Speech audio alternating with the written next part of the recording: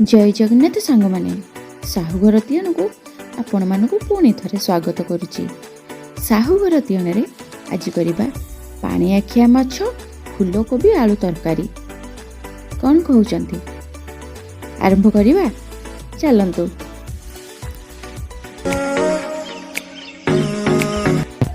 देखंतु पानी आखिया माछ फूलकोबी आलू तरकारी पई मु गोटे बड़ साइज आलू काटी नेची, 2 ରୁ 3 पाखुड़ा फूलकोबी को काटी नेची, 2टा मीडियम साइज टमाटर काटी नेची, आउ किछि धनिया पत्र।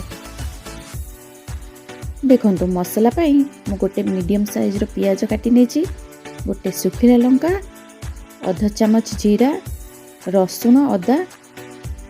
मो पाखे गोटा धनिया नथिला सेति पई मु गुंड धनिया व्यवहार करिबा। आपण मानक पाखे जदि थिबो मसला सह बाटी देबे। देखंतु मसला बटा हे गेला। तो माछ को भल से धोई नेची, एथिरे हळदी गुंड आ लूण पके भल से गोळै नबा।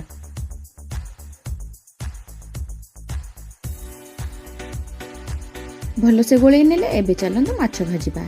माछ भाजिबा पई मु एठी 2 बड़ चामच रिफाइन तेल नेची, आपण माने सोरिष तेल नै परिबे। रखिथिबा सब माछ को एबे भाजी दबा।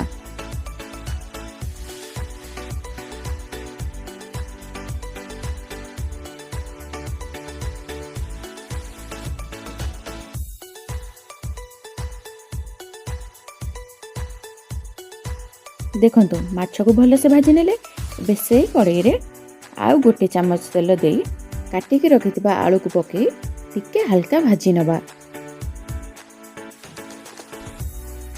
देखंतु आलू हल्का भाजी हो गलानी, एबे कोबी को पके भाजीबा।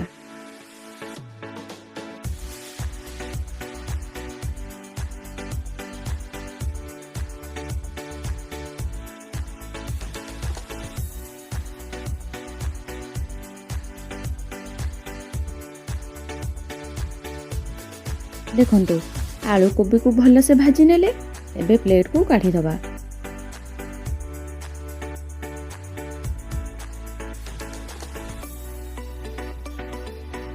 कड़ाई रे 2 चामच रिफाइन तेल नहीं जाइए।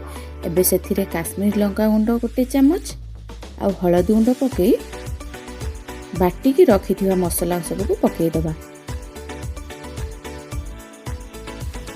मने रखिबे जेबे आपण माने तेल रे लंका गुंड हळदी गुंड पकेबे लो फ्लेम रे ही लंका गुंड हळदी गुंड पकेबे। बाटी की रखिथिबा मसला सब पके साइबा परे भले से गोळै नबा। आ सेथिरे आधा चामच धनिया गुंड पके दबा।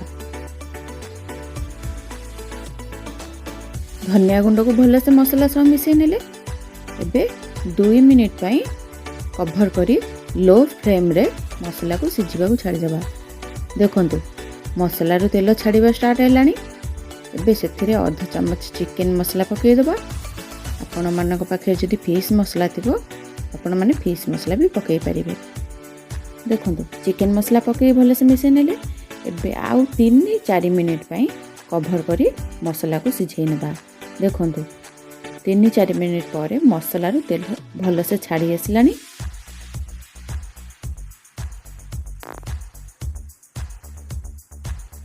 एबे काटी की रखिथिबा टमाटर पके दबा। टमाटर पके गोटे 2 मिनिट कसिबा।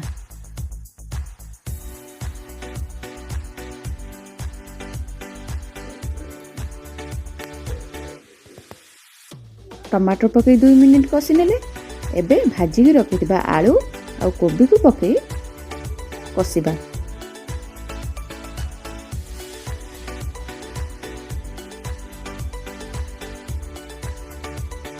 एबे स्वाद अनुसार लूण पकेबा। लूण पके सारिबा परे 4 ରୁ 5 मिनिट भल से कसिबा।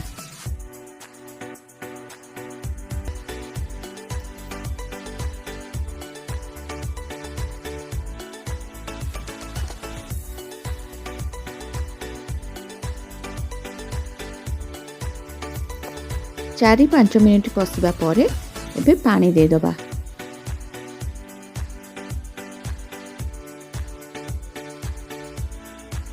ପାଣି ଦେଇ ଏମିତି ଗୋଳେଇ ନେବା। ଏଠି ମୁଁ ଗରମ ପାଣି ବ୍ୟବହାର କରିଛି, ସେଥିପାଇଁ ତରକାରୀ ଫୁଟିବା ଷ୍ଟାର୍ଟ ହେଲାଣି। ଆଉ 5 ରୁ 6 ମିନିଟ୍ ତରକାରୀକୁ ଫୁଟେଇ ନେବା।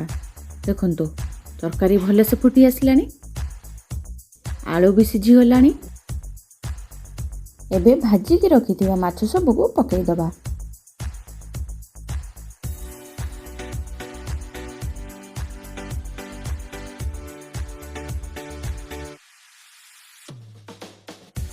ମାଛ ସବୁ ପକାଇ ସାରିବା ପରେ 4 ମିନିଟ୍ ପାଇଁ କଭର୍ କରି ତରକାରୀକୁ ଫୁଟିବାକୁ ଛାଡ଼ିଦେବା। ଦେଖନ୍ତୁ 4 ମିନିଟ୍ ତରକାରୀ ଫୁଟିବା ପରେ ଏବେ କାଟିକି ରଖିଥିବା ଧନିଆ ପତ୍ର ପକାଇଦେବା।